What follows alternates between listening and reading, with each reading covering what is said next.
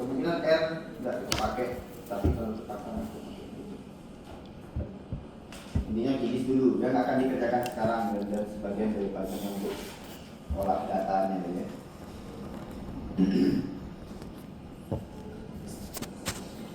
Nah, seperti itu. Lalu kita akan mulai ya. Mulai penjelasan itu saya buka dari ini, dari apa namanya? Dari workshop ya. Materi berasal dari workshop tentang katastrofi modeling. Yang hasil workshopnya itu ada papernya juga, jadi bisa di apa, justifikasi lah ya, langkah-langkahnya.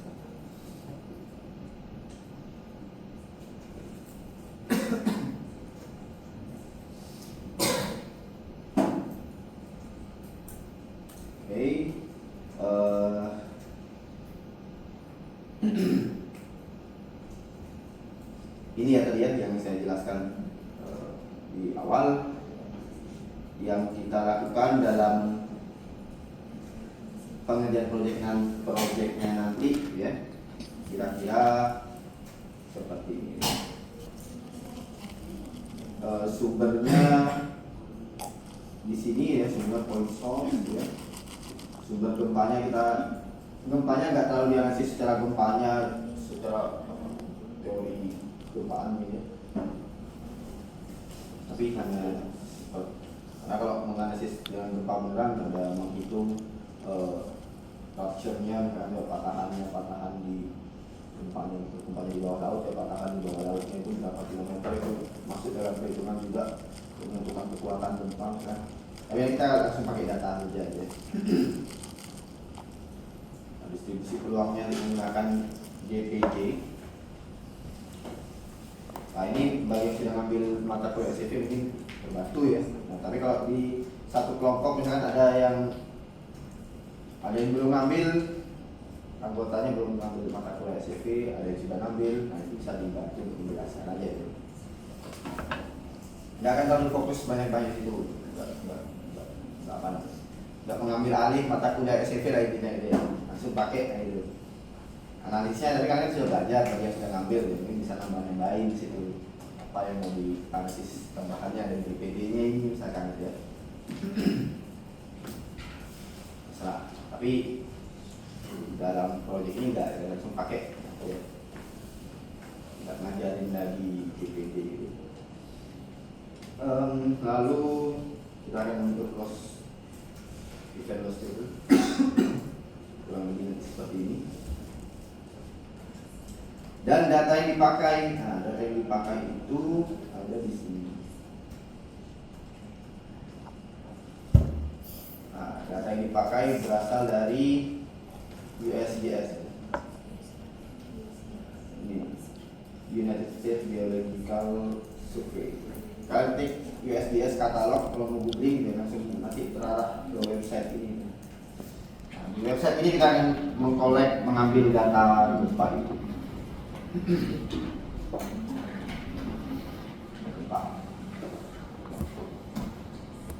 Jadi ini isinya katalog gempa, bisa dibilang katalog gempa itu kumpulan gempa-gempa beserta sifat-sifatnya ya. Oke. Masuk ke sini dulu untuk mengkolek datanya.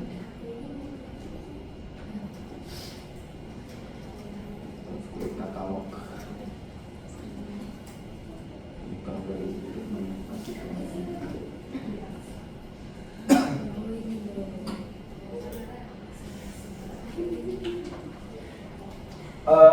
Websitenya itu ya. Nah di website itu kita bisa mengambil gempa di area tertentu ya. Ada jangka waktunya juga di area tertentu dan jangka waktu tertentu ya. Tapi di situ maksimum 20.000 titik yang bisa diambil. Jadi kalau kalian ambil terlalu luas sehingga melebihi 20.000 titik ya, itu error. Oke, kita ambil dari magnitudonya di sini itu ya. Magnitudonya dimulai dari 0 Saya mau ngambil semuanya meskipun gempa-gempa yang rendah gitu. Cuma yang nggak kepake juga untuk PPD ini kalau di tapi kita ambil full saja biar nggak ada miss. Lalu ini magnitudonya dipilih 0, minimumnya maksimumnya juga ada. Maksimum paling 9 komaan. Kalau di Indonesia 9 komaan. Jangka waktunya juga mau diterapkan. Nah, saya menetapkannya 50 tahun dari tahun startnya 1975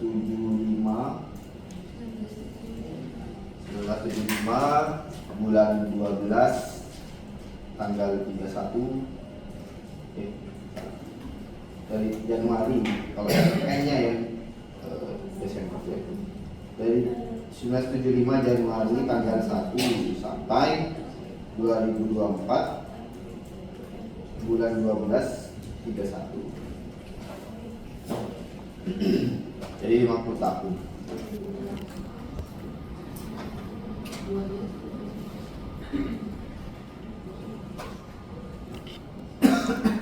Ya. Ini sudah duduk bareng kelompok-kelompoknya. Kalau enggak kan repot. Ya dulu yang enggak gabung sama satu kelompok, gabung satu kelompok. Biar diskusinya lebih lancar antar kelompok.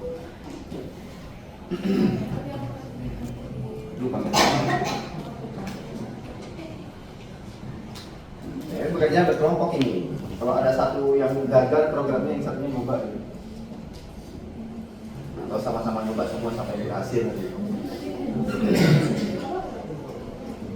Ini depan kosong, sini, di sini dia.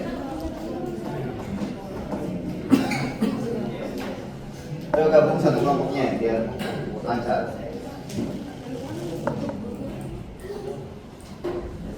Oke, lalu memilih daerahnya sekarang. Daerahnya yang dipilih di mana? Di custom, karena kita mau area tertentu saja. Ini zoomnya jangan terlalu. Saya pakai magnifier.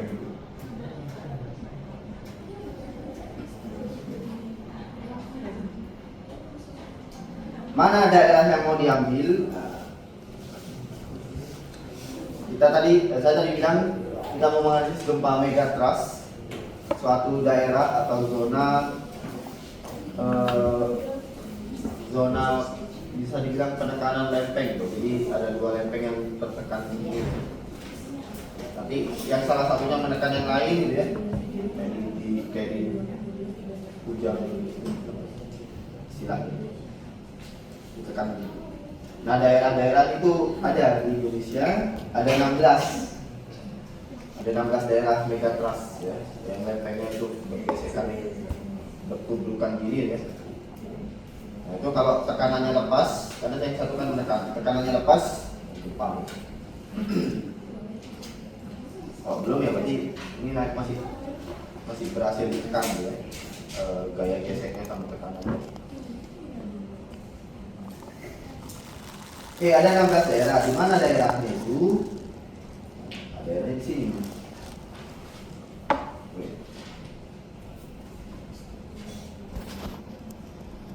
Ada di sini, di sini. Nah, ini dia. Di peta ini ya. Ini kalau diperhatikan di gambar itu ada garis hitam yang kotak-kotak begini, ya. Kotak-kotak begini di sini, lalu di sini di atas apa nih Sulawesi Utara, Gorontalo sini, dan di sini dekat Filipina, Maluku. Ada 16 totalnya. Kita mau kita mau ambil data gempa yang di dalam kotak-kotak ini nanti. Nah, ya. Ini dikenal namanya M1, daerah megatrust pertama, nomor 1 lah pertama, nomor 1 dari paling timur, dari paling barat. Ini paling bawah ini M2, megatrust 2. Lalu yang ada kecil begini M3 dan seterusnya, M4, M5, M6, urut sampai di sini kalau nggak salah 15. Yang di Sulawesi Gorontalo ini, yang di sini 16. Maluku ke atas ke belakang. Ada 16. Okay. Ini berdasarkan hasil peneliti gempa Indonesia tahun 2017, jadi memetakan dari daerah megatrust itu ada laporannya atau penelitiannya. Dari sini ada Mmax ini momen magnitudo maksimum yang pernah terjadi di daerah itu, ya. 9,2, 8,9, 8,2, 8,7, 8,9 gitu. Jadi memang gempa-gempa tinggi yang tercatat itu banyak dari daerah megatrust itu.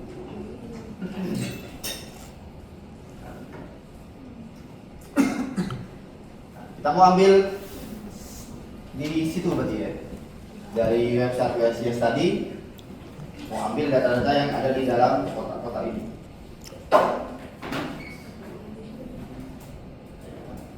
Oke, nanti itu yang akan diolah selanjutnya.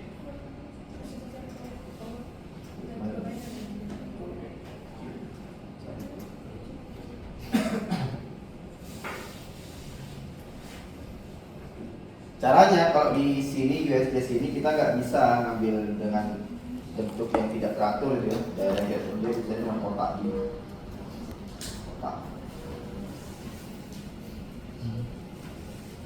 Jadi caranya adalah kita harus mengambil ya, untuk yang M1 misalkan yang M1 ini kita harus diambilnya kan kotak yang mencakup lokasi M1 ini gitu ya. Di kotak yang mencakup ini, sini, ya, jadi kira-kira kalau di peta tadi dikira-kira aja. Nanti akan kelihatan di titis apakah sudah masuk semua gitu. Nah kan kira-kiranya dari tadi ini ada pulau kecil di sini ya, berarti di atasnya sedikit atau ngambil sini langsung bisa nggak apa-apa. Atau mau mengambil sebesar-besarnya, misalnya mengambil 2, ini ada M2 di sini ya, daerah M2 megatrust yang nomor 2. Mau ambil sekotak ini full untuk 2 megatrust juga apa? Intinya ya kalau mau menganalisis yang M1 harus ini dicakup ini dalam website USGS-nya itu ya. Semuanya sudah di website-nya. Oke, tinggal diambil ya sekarang ya daerahnya di mana. Yang mau ambil seluas-luasnya juga apa, tapi tadi dibatasi 20.000. Kalau terlalu gede ngambilnya error. Nah ini ya sampai sini.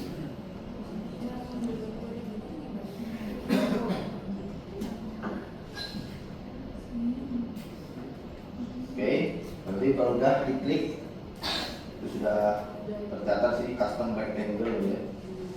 Ini yang diambil gempa yang di kotak ini.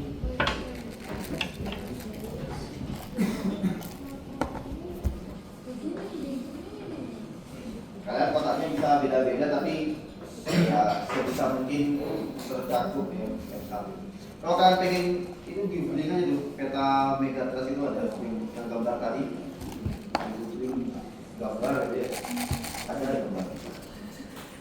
Seperti tadi, ada yang versi lainnya. Jadi kira-kira aja sampai kemana itu tempatnya. Jadi gambar itu ada kalau tidak di Google.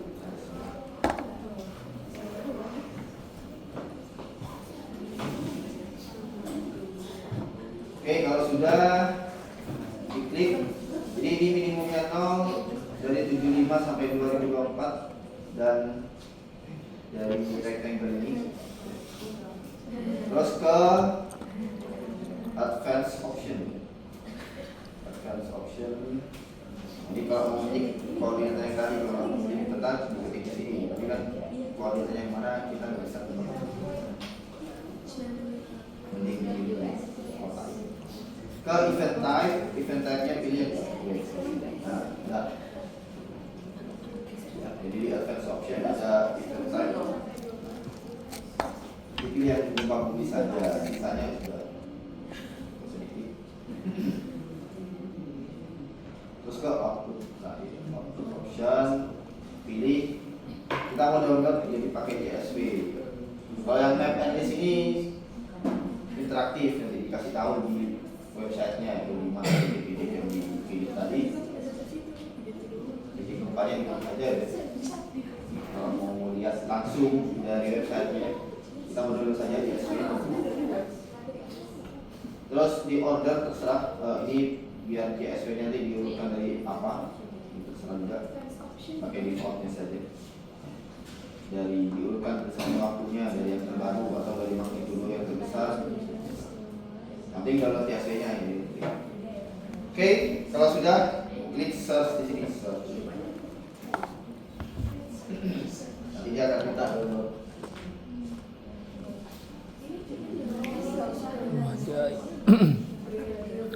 Minta download ini. Ya di save saja, di save, kasih nama boleh. Kalau saya udah punya semuanya udah punya, jadi bisa nggak di save. Saya udah simpan filenya. Terus pilih yang earthquake di sini, lalu pilih yang CSV.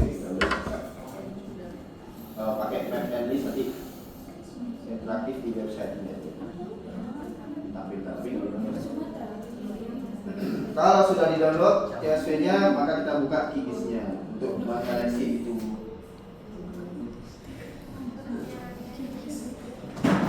Untuk menyeleksi, jadi kotak yang tadi itu mau diambil yang di daerah M1 doang.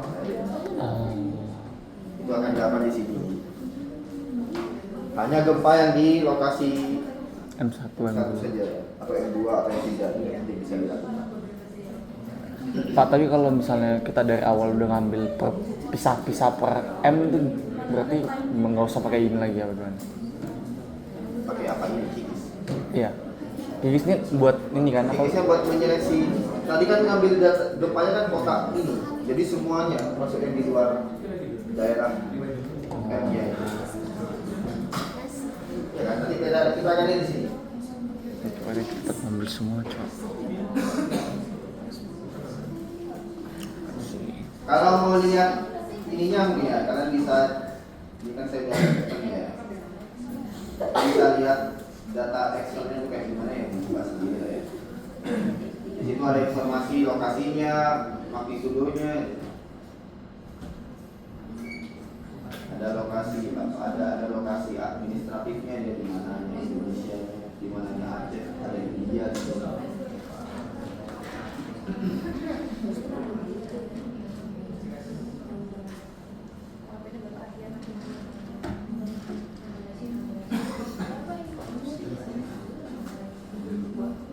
Sebelum nanti olah itu kita akan lihat dulu lah gambarnya.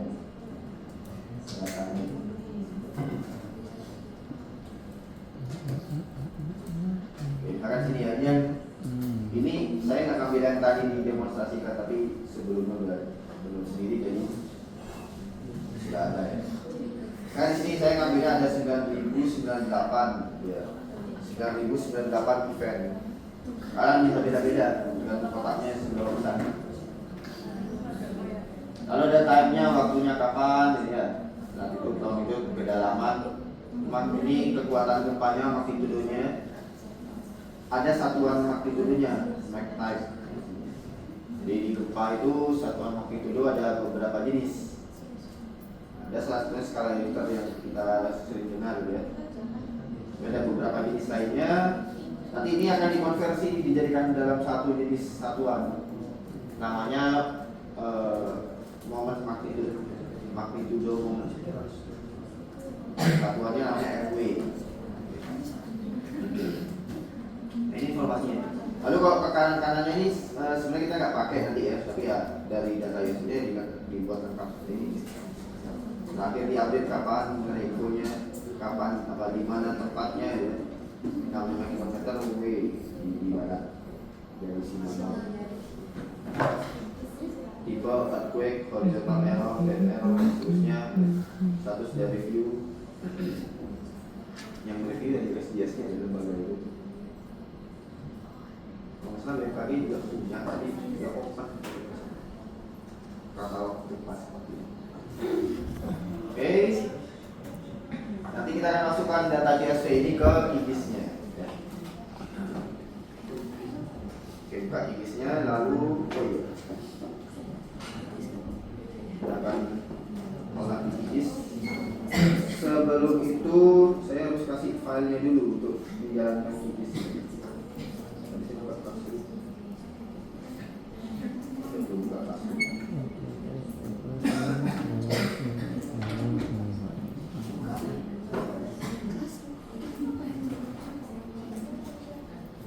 Saya akan kasih file yang dibutuhkan. Kita akan lakukan ya di IGIS itu seleksi gempanya. Seleksi gempa.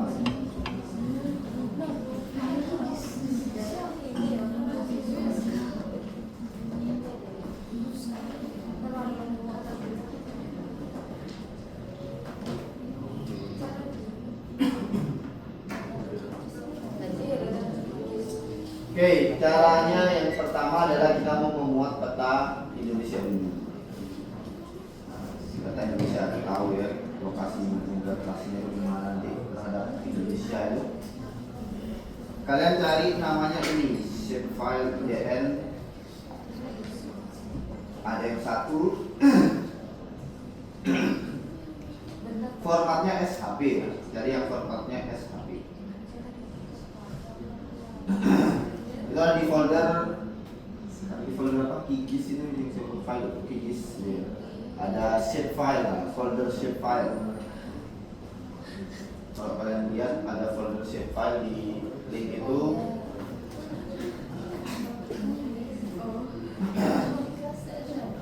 Nah, kita akan import ke sini ya.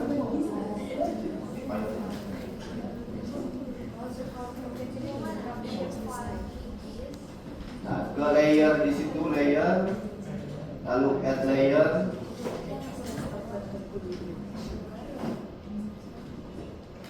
add layer, dan klik vector layer, add vector layer.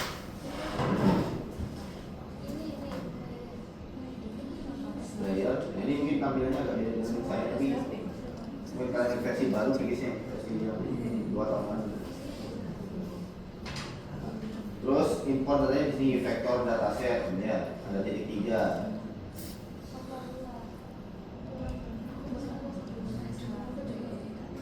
Oke, lihat di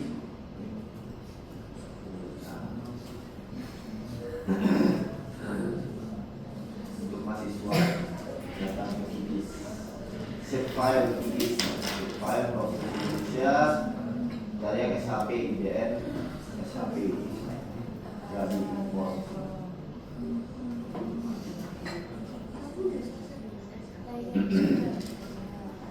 Dan terus sudah tinggal di add di sini muncul data Indonesia.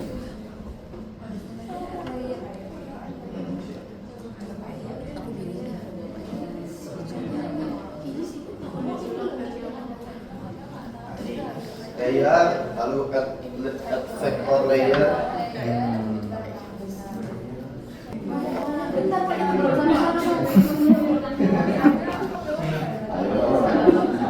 Saya tinggal.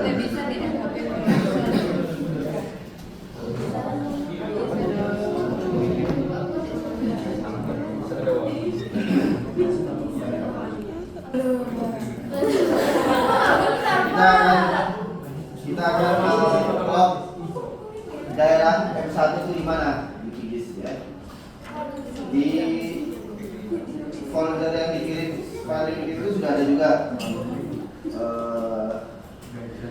namanya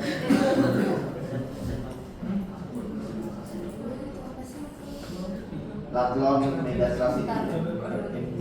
Nah, longitude Megatrust ini berisi ya, SV yang berisi koordinat titik sudut, bisa dibilang koordinat titik sudutnya garis hitam tadi ya. Nah, ada di sini di kelompok dari 1 sampai 16 ada semua. Ini yang sesuai kelompok.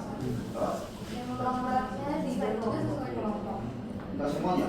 Semuanya. Semuanya 16 paling maksudnya. Add layer, kalau sudah add layer, ini ada juga tadi. Ini saya lanjutkan. Terus add delimited text layer, add delimited text layer. Untuk mengupload atau mengimport file CSV itu pakai delimited text layer. Oke, tinggal dicari ya. Tadi layer, add layer di sini dan delimited text layer. Oke, di download, di import filenya. Filenya yang latlon ini, Megatrust ini, pilih yang M01. Karena kan kita fokus yang M01 ya. Apa Megatrust. Nah, sudah. Nanti lihat di geometry definition. Ada yang desainnya ketutup, ini langsung buka sini. Ada yang desainnya masih ketutup, itu dibuka geometry definition. Terus point koordinatnya, X fieldnya itu longitude, Y fieldnya ditulis sebelah itu. Itu tergantung kolom Excel-nya. Di Excel-nya di CSV-nya ada kolom longitude, latitude, dan X-nya longitude, bujurnya, Y-nya latitude, lintangnya. Dan jangan lupa di geometri CRS ini ada bagian geometri CRS ini dicari PPSG 4326. Itu defaultnya itu memang ya. Jadi tapi ada mungkin yang gigi terbaru itu nggak langsung dipilihkan, jadi kalian pilih sendiri. Kalau saya dipilihkan langsung di sini, udah nggak usah berarti. Dipilihkan, nah, kalau nggak ada ininya diklik ya geometri CRS-nya, PPSG 4326 UGS dalam pas ya. Nah, ini sampel datanya di file CSV ini. Kalau sudah di-add.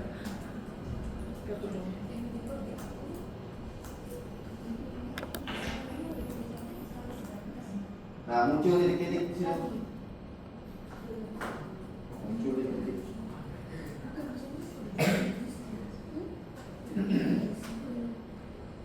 Jadi ini warna ungu di sini. Itu adalah koordinat pojok-pojoknya yang bisa dilihat, pojok-pojoknya dari daerah M1. Terus kita mau membentuk daerahnya sekarang. Titik-titiknya mau dihubungkan jadi garis. Setelah itu dihubungkan garisnya jadi poligon. Baru nanti kita bisa dapat dari daerah F1 itu gimana. Setelah itu nanti file CSV yang gempa itu akan dimasukkan ke sini, disaring yang masuk di dalam daerah F1. Terus itu diekspor lagi bagi dapat hasil yang sudah diseleksi. Semua gempa yang ada di dalam titik-titik ini. Oke, caranya untuk membentuk garisnya, ketik di pojok kiri ada kolom search ya, di paling kiri tulis points to path. Ini dia tempatnya. Points to path di sini ya. Lanjut aja. Input layernya itu yang tadi sudah dipilih, kalau itu latitude-nya, ordernya pakai order. Ini tergantung ini memang di file CSV ini ada kolom namanya order. Dipilih order itu urutannya untuk menyambung titiknya. Jadi yang mana dulu kan? Kalau di file CSV-nya itu kalau baris satu itu ordernya 1, 2, 3, jadi diurutkan dan itu bisa menyambung. Udah, kalau selesai di run bentuk garis, bentuk garis.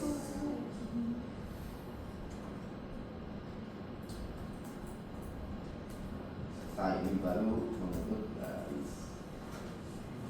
Di sebelah kiri dari kikisnya itu ada layer di sini. Nah, ini layer yang berbentuk S ya.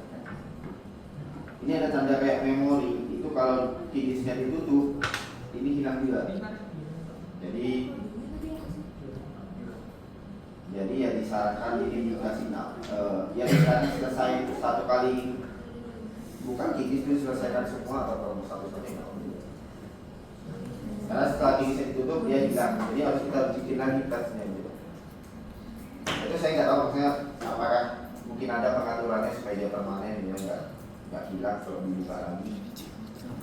Nggak terlalu mendalami kikis. Ini juga disarankan dikasih nama, karena kalau di kikis setiap kali kita bikin tes seperti tadi itu nama layernya sama semua, sama semua nanti.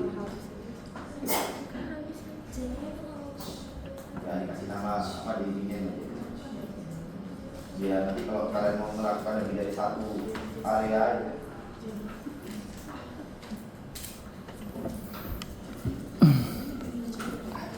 F01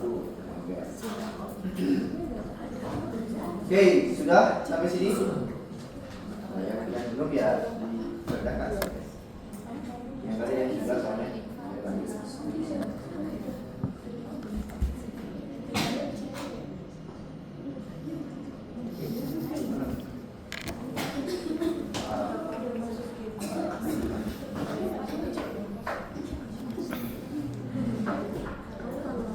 Ya, sekarang titiknya mau dihubungkan dengan komen baru namanya line polygon. Line to polygon input layernya adalah lintasan itu dia langsung karena memang input layernya adalah lintasan dari itu. Udah langsung run bentuk poligon.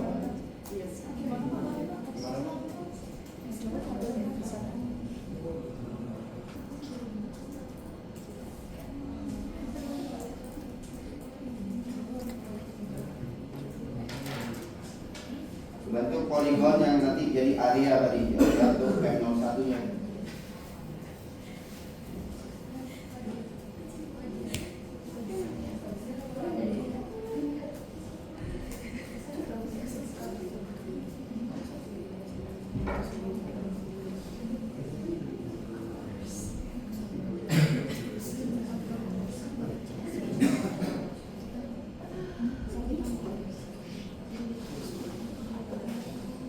Oke, nah terus masukkan data gempanya sekarang ya.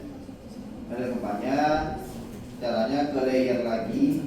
Ya, saya tunjukkan di sini. Ini nomornya sudah ya, ini sudah, ini sudah. Nah sekarang masukkan data gempanya ke kikisnya. Caranya ke layer lagi. Lalu add layer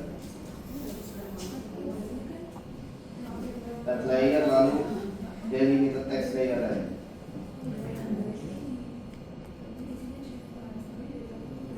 Add layer dan delimiter text layer lagi. Sekarang ini kita masukkan file yang gempa yang sudah di download di awal tadi.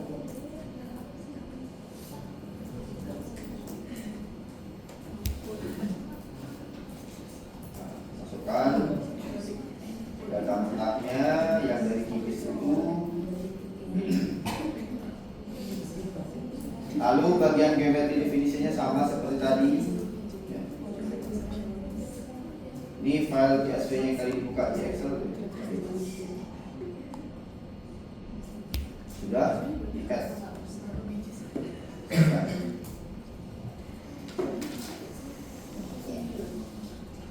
Nah muncul titik-titik gitu ya. Titik-titik itu adalah titik latitude longitude dari latitude longitude dari gempanya.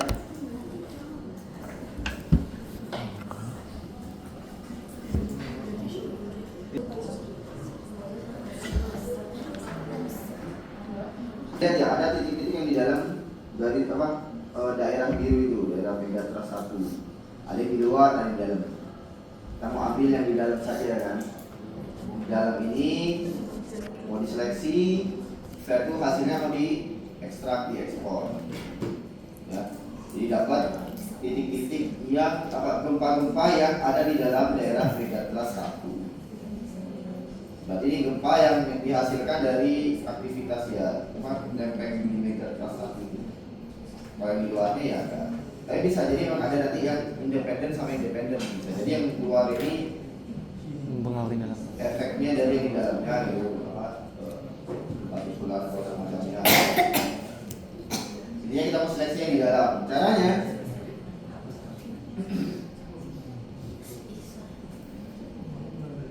Caranya ke sini lagi. Berarti select by location. Select by location. Ya, nanti muncul seperti ini. Select fitur from, ini data gempanya, raw data tadi yang saya tulis. Ya, filenya, file gempa dari USGS yang diambil di awal. Terus ini yang dicetak unwitted ya. Berarti di dalam, ini comparing to the filter from, ini poligonnya. Poligon yang dibentuk dari lines to polygon itu. Ya, ini ya. Jadi data gempanya di dalam poligon. Kalau baca ya. Data gempa di dalam poligon. Sudah tinggal di-run. Nah, kelihatan tuh ada yang kuning.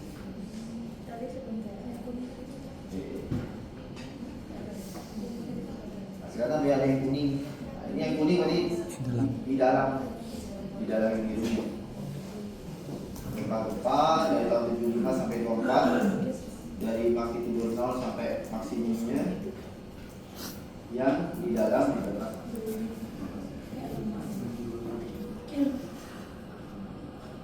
di set yang garis kuning,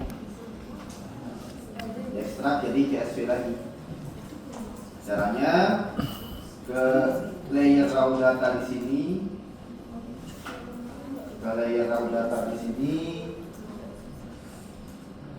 diklik kanan, ke ekspor dan save selected fitur. Ini pasti muncul kalau sudah di select by location tadi, pasti muncul. Kalau belum di select by location tidak ada save selected fitur. Save selected fitur, nah tinggal dikasih nama, disimpan di mana terserah. Simpan di mana? Simpan di desktop. Ini contoh saja. Oke. Save. Terus terakhir ini dibuka. Nah biasanya nggak terbuka, kalau misalnya terbuka. Select film to export and the export option. Ini dibuka, maksudnya ini dibuka gimana? Dibuka. Ini dicetak ini garis time, use date time gitu ya. Ini dicetak. Ini biar nama kolom waktunya itu jadi lebih rapi. Formatnya tanggal, bulan, tahun, jam, menit, detik. Kalau tadi di file CSV sebelumnya ada dari tahun, bulan, tanggal. Terus ada karakter lain, ada Z-nya, ada T-nya ya. Kalau sudah ada yang lainnya nggak usah ditakatik, langsung di OK.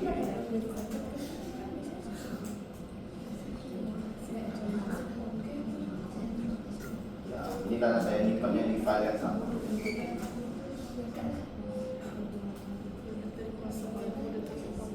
Kalau sudah di ekspor tadi muncul di sini. Nah, ini berarti sudah jadi file CSV yang diekspor. Jadi data yang kuning-kuning itu ada di file tadi. Kita mulai di file itu. Nah, di file yang dikirim tadi sudah ada program juga ya, itu dibuka. Kan buka dia apa? Collab ya, kalau kita tahu Jupyter itu kan satu kode penuh ya. Penuh maksudnya ya banyak, semuanya ada di situ. Dipotong-potong kalau memang itu kalau dirang semua lama ya. Ini saya hapus.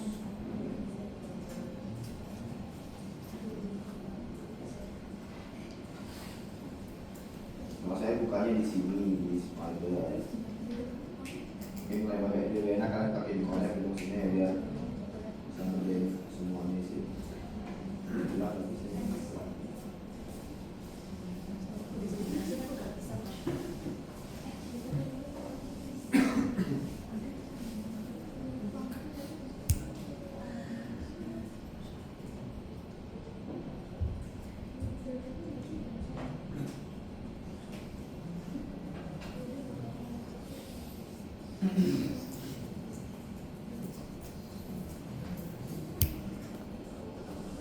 Ya, datanya yang dipakai sekarang data yang sudah diseleksi di QGIS itu. Tadi ada yang potong-potong, coba diulang lagi aja. Jadi ulang lagi datanya yang biasa-biasa itu. Ya, kalau QGIS saya udah di setup kan tinggal diseleksi lagi. Kita mau fill full, jadi tidak ada potong-potong. Jadi ulang lagi. Oke, sudah ini. Library yang dibutuhkan sudah ada di program sudah ada. Kan potong-potong aja karena saya juga menjelaskannya potong-potong, jadi ada segmen-segmennya gitu. Karena tiap segmen gunakan yang beda-beda. Pertama kita import datanya dulu gitu ya, dari komen ke PD atau tweet ini. Jadi cari aja file yang sudah diseleksi di QGIS ya.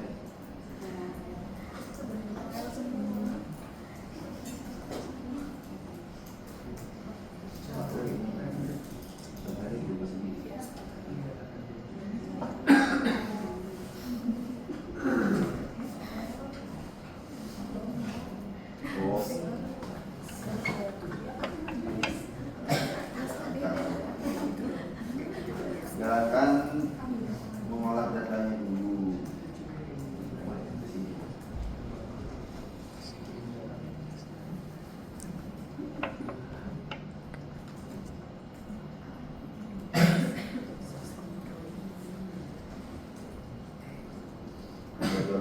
Ini kalau di sini bisa juga, kalau di Collab ini kan bisa ketik ya untuk ditampilkan. Apa data apa namanya,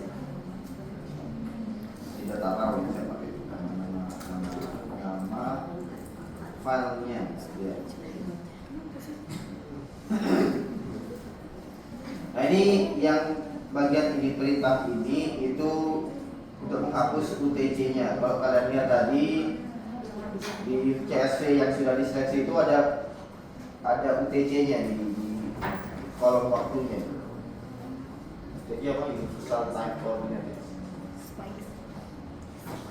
itu mau dihapus, kita mau lihat angkanya saja, jadi tanggal berapa, jam berapa gitu ya.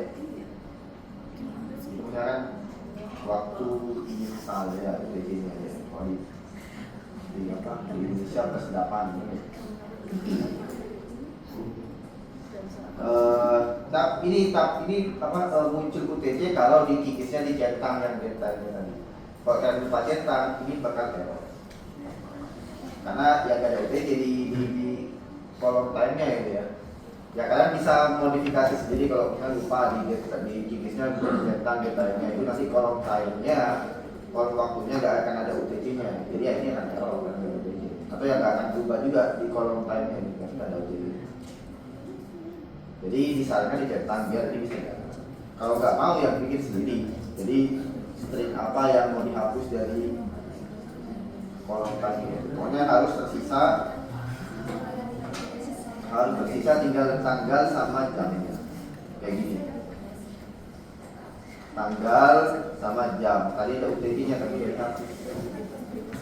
Ini nanti dibutuhkan dalam proses reclustering, makanya menghapus UTC-nya biar tinggal tersisa tanggal sama jamnya.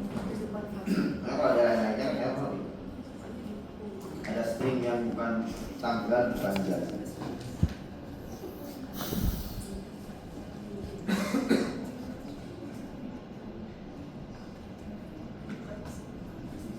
Oke, kalau lupa di kikisnya dicentang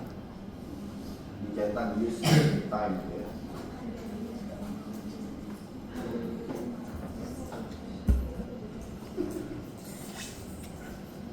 Oke, di sini kemudian kita konversi ya. Konversi magnitudo momen ke satuan MW.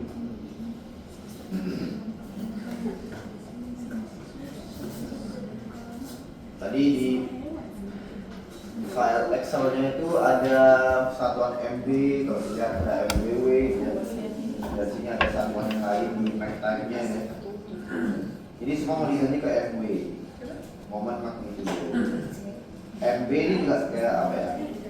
Kayak momen magnitudo, tapi yang dilihat itu bagian lainnya ya. Apa ya? Yang di konsep rupanya lah. Ya. Saya juga nggak terlalu paham. Intinya adalah MW ini nantinya jadi satuan utamanya. Momen magnitudo yang menjadi apa? Menyatakan kekuatan gempanya ya. Sebagai energi yang dilepaskan oleh gempanya itu dilihat dari MW-nya. Rumus ini ada rumusnya sih, itu dapat dari nggak ada penelitiannya lah, ada penelitiannya tapi itu bisa dilihat juga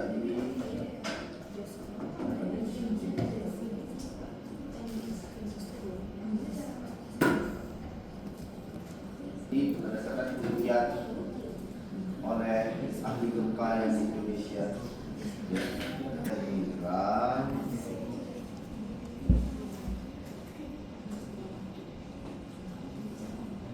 Terus kita hapus belum dihapus ya. Ini diganti MW aja semua.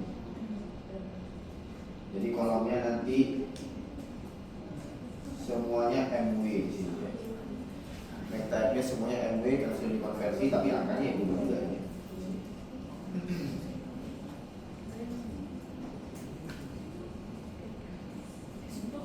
Seperti apa persamaan yang dilakukan. Oke, jadi semuanya sudah dalam MW. Kalau kemarin di soal UTS kan juga gitu ya. Ada kekuatan berapa MW, kan gitu ya. 5, 6.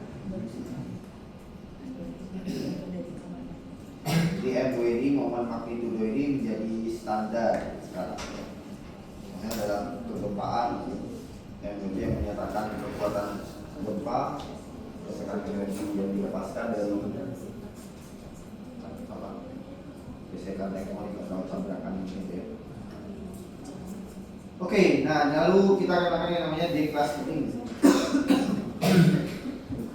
Declustering gempa bumi. Jadi dari 2500 itu ada gempa-gempa yang dependen, bergantung kepada gempa lainnya, seperti gempa aftershock, yaitu gempa yang susulan. Ada gempa namanya main shock ya, gempa utamanya yang biasanya ukurannya yang besar ya, ukuran besar. Gempa aftershock atau yang namanya foreshock sebelumnya bisa lebih kecil. Gempa main shock ini menjadi gempa yang independen antara satu sama lain. Main shocknya dia saling dependen. Tapi antara main shock itu nanti sifatnya dia independen. Ya. Ini dari gempa yang diseleksi di kikis itu mana saja yang main shock, mana saja yang gempa independen. Ada 3 metode, tapi metode yang dalam kelompok window declustering metodenya ada banyak sekali dengan pendekatan berbeda-beda. Yang terbaru juga ada yang masih berjalan.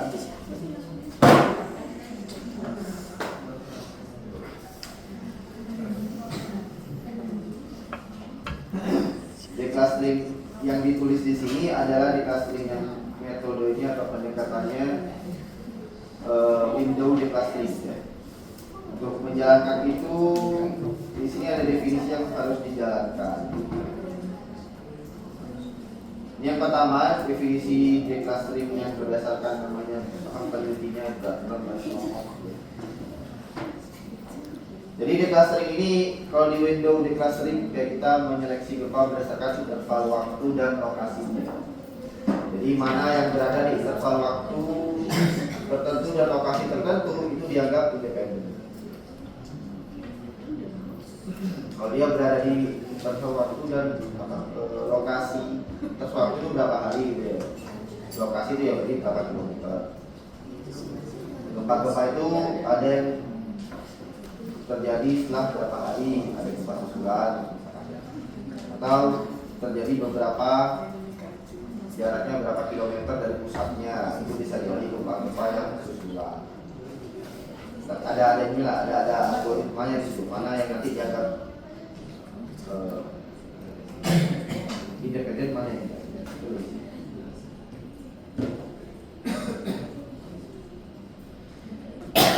Untuk clustering independen bisa berbeda-beda antara orang pada fisika, banyak metode yang muncul. Oke, ini definisinya di run aja semuanya. Ada yang pertama dari Gardner Knopfler, ada yang dari tahu nama orangnya. Di Indonesia sudah pernah diteliti juga penerapan 3 metode ini, ada papernya. Hasilnya pasti ya beda-beda. Dengan 3 metode ini bisa beda-beda. Karena caranya atau rumusannya juga beda-beda. Lalu untuk pelakon clusteringnya ini tinggal jalankan salah satu, mau pakai metode yang mana ya. Pakai yang GK, Gardner Knopfler, ada yang Grunthal, atau yang Hammer. Ya ini terserah. Jadi saya coba ganti ke Hammer saja. Nah, dia akan proses semakin naik datanya semakin lama. Artinya dia error tidak terdefinisi ya, tertulis 0. Ini mau dihilangkan dulu yang 0 nanti ya. Jadi biar magnitudenya ada 0, jadi mau dihilangkan dulu. Nah itu nanti dibersihkan lagi di sini. Kita memilih kolom-kolom pentingnya saja, ya. Kolom-kolom pentingnya saja, termasuk yang 0 itu tadi dihapus. Mari name beberapa ini. Terus hasilnya disimpan sebagai file baru. Nah, disimpan sebagai file baru. Maka ini jadi gempa yang main shock tadi untuk megatrust 1. Ada sebenarnya 1071. Jadi ada berapa tadi? 40. Ada 40 yang kolomnya 0 semua. Terus sekarang lihat hari ini juga cuma segini kolomnya tadi sudah dihapus di bagian yang tadi yang nggak penting, menurut saya nggak penting itu nggak dipakai. Kita hanya pakai di sini momen magnitudenya RW, kedalaman, koordinatnya dan waktu.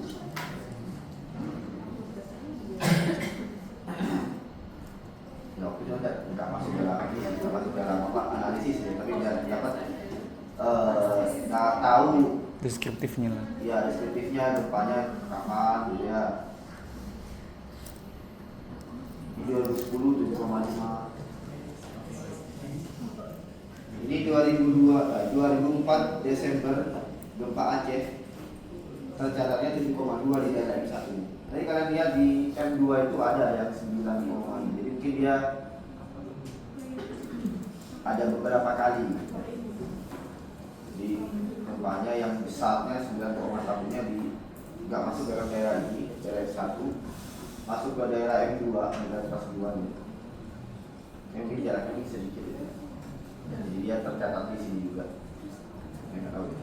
Ini yang mencatat bukan saya. Jadi komando juga masih gede. Oke, ini data yang sudah akan dianalisis secara ya, GPD-nya nanti. Analisis GPD-nya akan dilakukan di data yang baru.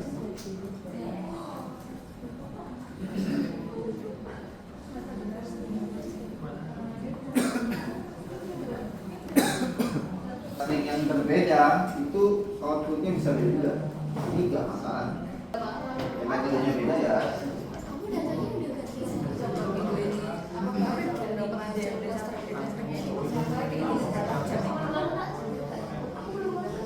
Kalau mau ini bisa lagi diplot ke kigisnya. Jadi kan sudah disimpan ya data kigisnya sudah disimpan CSV baru. CSV barunya diplot lagi ke kigis untuk tahu titik-titik yang apa? Main shotnya ya. Ini kan semua rupa kalau ini kan semua rupa itu.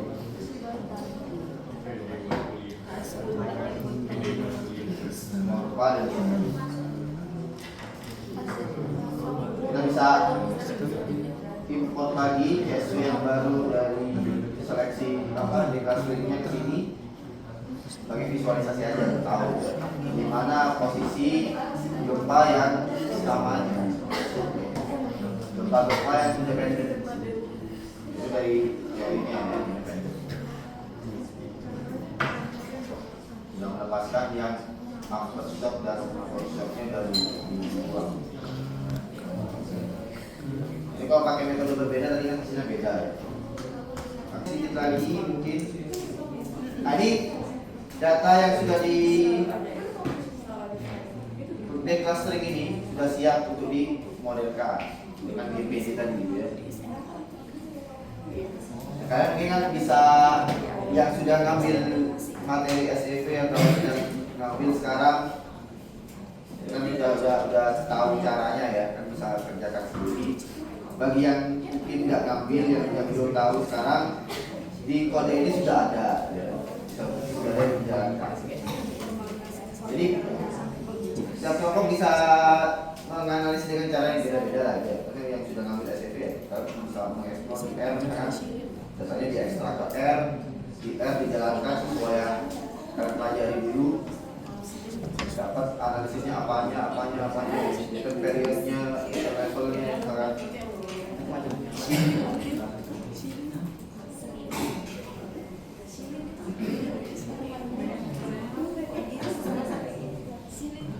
Oke, ini membuat tabel event ID saja pakainya nanti. Nah, ini di bagian sini disediakan lah, sudah disediakan apa namanya bagian untuk menganalisis ya, menganalisis GPD-nya itu, memodelkan data tadi dengan GPD. Untuk GPD kan kita perlu cari threshold dulu ya, ambang batasnya di mana yang dianggap dia ekstrim. Caranya bisa macam-macam juga caranya, nggak ada yang unik, nggak ada yang benar, yang paling benar kan. Bisa aja dipatok langsung mau pakai 5% data misalkan atau 10% data sebagai thresholdnya. Jadi nggak perlu analisis macam-macam, ambil kuantil 5,9. Si atasnya itu dianggap ekstrim, terus data yang di sebelah kanan itu baru dibolehkan. Atau pakai visual ya, apa pakai MNRP yang kalian pelajari dulu, terus sekarang lagi belajar MNRP, jadi sudah ada juga. Ini dari modul tadi itu sudah ada codingannya, saya tinggal kopas di sini. Ya dengan sedikit modifikasi karena beda komputer biasanya beda error juga.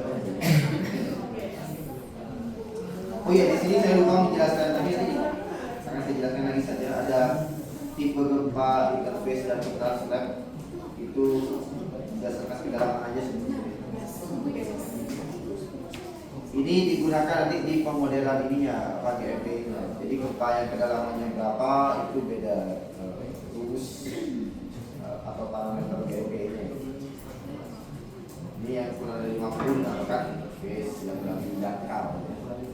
Yang lebih dari 50 dinamakan interface, kategori saja. Nanti dibutuhkan di bawahnya lagi. Tapi kali ini nggak masuk ke situ. Nanti apa namanya? Intensity dengan pemodelan intensity-nya. Ini memodelkan datanya dulu dengan GPD. Bisa juga pakai fill plot kan ya, fill plot juga ada. Ini terserah kalian. Atau bisa digabung, ya. MRLP dan fill plot karena kan ini metode yang berdasarkan visual saja kan ya. Kalau yang ngambil CV udah belajar, dia hanya mengandalkan visual, resultnya tetap judgement dari yang membaca. Nggak ada dari metodenya diterapkan resultnya sekian yang optimal. Nah, ketika baca dari plotnya harus diinterpretasikan sendiri mana yang akan ditetapkan sebagai result. Ya. Dari residual life plotnya, MLP-nya dan field plotnya. Cara bacanya, kalau MLP gimana? Cari yang linear ya. Cari titik yang linear. Yang setelah itu dia lurus kira-kira sendiri kan gitu ya. Di sini kelihatan lurus, di sini kelihatan lurus, ini kelihatan lurus. Mana yang dipilih? Kalau di field plot mana yang stabil gitu ya. Dari titik mana grafiknya terlihat stabil. Dari sini, dari sini. Makin ke kanan makin gak stabil. Atau makin ke kiri juga makin gak stabil. Ini bisa jadi tiap kelompok nanti menetapkan threshold beda-beda, tidak masalah. Asalkan ketika dimodelkan menetapkan threshold sendiri. pakai KS, AD atau CVM pakai di sini, hasil P-value-nya signifikan. Threshold bisa aja beda-beda, tapi kalau hasil P-value-nya tidak signifikan ya kita pakai. Resultnya bisa dipakai atau enggak lah pakai p-value, nggak tahu deh. Dan masalah threshold ini kan juga agak ini ya, agak sulit karena nggak ada apa ya, idealnya bisa dibilang atau optimal kan. Yang jelas thresholdnya nggak bisa terlalu besar. Kalau terlalu besar jumlah datanya semakin sedikit. Threshold 7 dengan sini jumlah datanya tinggal kurang dari 30. Semakin sedikit datanya kan semakin susah. Parameter yang dihasilkan akan apa istilahnya? Variasinya tinggi ya. Ada errornya. Soalnya kan data yang dibagi masih sedikit gitu. Over Dibagi dispersi. kalau ada error kan dibagi akar M lebih besar. Tapi kalau semakin kecil thresholdnya, maka data-data yang non ekstrim itu masuk juga. Ini bias, ya bias. Nah parameternya bias, bukan ada kurangnya. Jadi ya itu judgement sendiri nanti kan. Yang jelas tetapkan sendiri thresholdnya berapa. Nanti di itu P-value. Ini kalau masalah saya Nanti hitung p-value, kalau nggak signifikan berarti thresholdnya jangan pakai itu.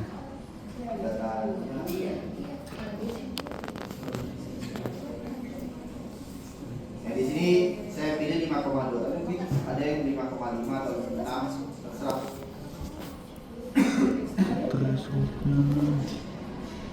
Ini juga saya belum terlalu baca dulu. Saya pilih aja 5,2 karena merasa ini kalau dia dari data sini 5,5. Terus kalau tadi pakai di clustering yang metodenya beda, plot ini bisa beda juga karena kan datanya jumlahnya beda. Yang ya ini juga beda, entry-nya juga beda. Nanti kita lihat Jadi before tergantung after. sama metode declusteringnya, penentuan atau pemodelan GPD-nya bisa beda-beda. Jadi tiap declustering bisa jadi hasilnya juga beda. Ini ada yang level di sini, karena namanya sudah sudah.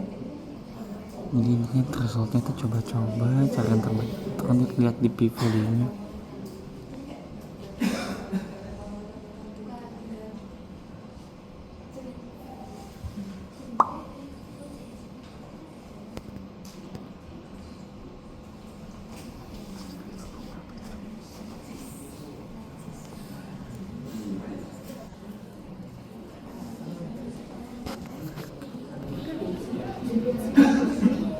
jam 10.19. Tinggal sedikit lagi. Let's go.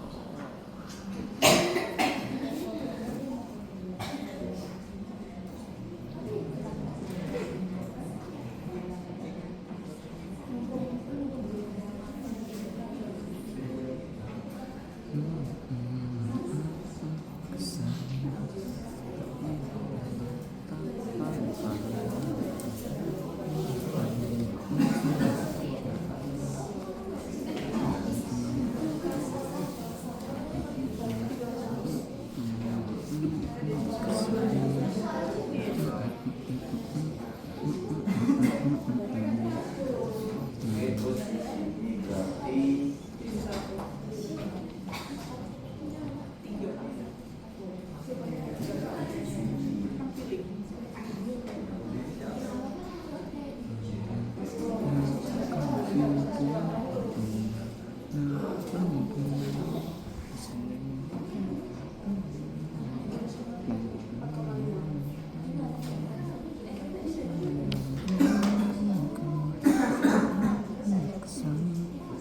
nah ini coba misalkan tadi pilihnya 5,2. Ya kalau dari P value-nya dia P value-nya tuh. kalian punya threshold yang beda-beda. Kalau P value-nya signifikan, ya oke aja lanjut aja gitu. Ya bisa jadi beda-beda kan. Itu nggak signifikan. 0,3. Ini parameter GPD-nya. Parameter shape, scale, location, dan seterusnya.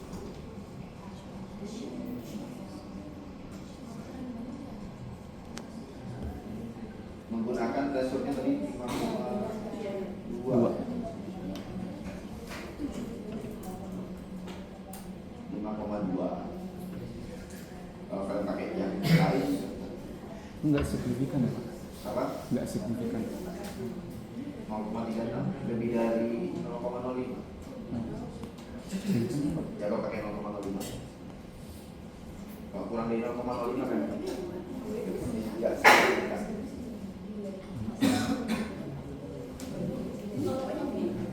Bukan iya Pak. Kalau lebih kan nggak signifikan. Signifikan yang kurang dari 0,0. H0-nya data berdistribusi GPD. Berarti ya. Mungkin beda H0. Oh, mungkin beda nolnya.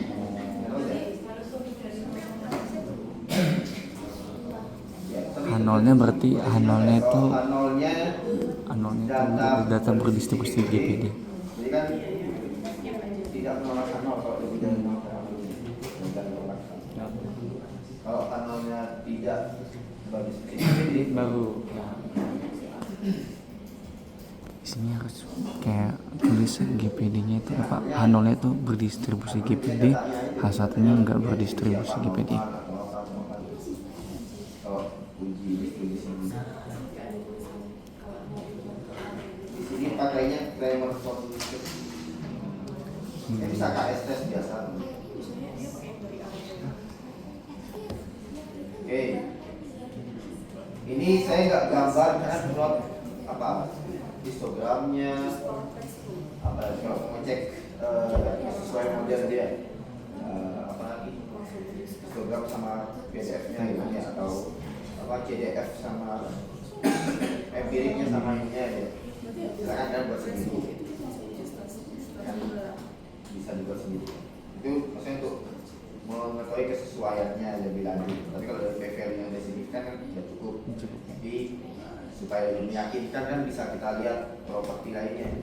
Apakah PDF-nya ada mirip sama histogramnya? Apakah CDF empiriknya seperti apa datanya sudah mendekati empiriknya ya? Dari kiki plotnya apa sudah di sama dengan X jadi 45 derajat. Kalau semuanya sudah sesuai itu kan berarti ya yakin lah bahwa datanya benar memilih gunung gede. Kalau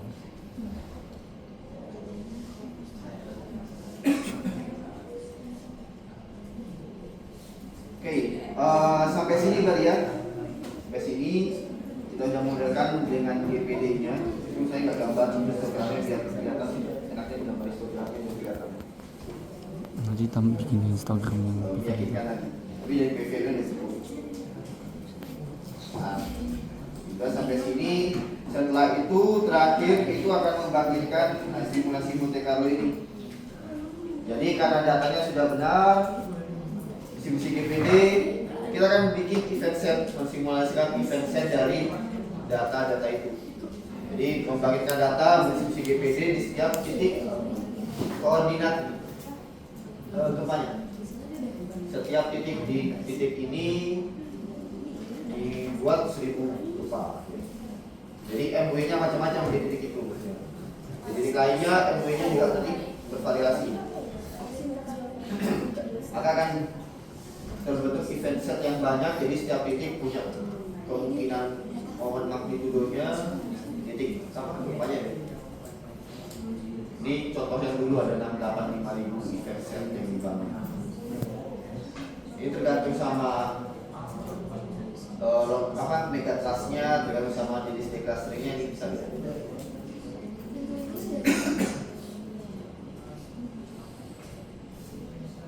Oke, ini event set yang nanti digunakan di model selanjutnya. Jadi titik-titik itu kita lihat intensitinya berapa, PGA-nya ya, lalu nanti ke MDR sampai ke akhir. Kalau ini kan datanya 60. Ini kali-kali 1000 aja. Tapi itu nanti kita berhenti di pemodelan PPDOD.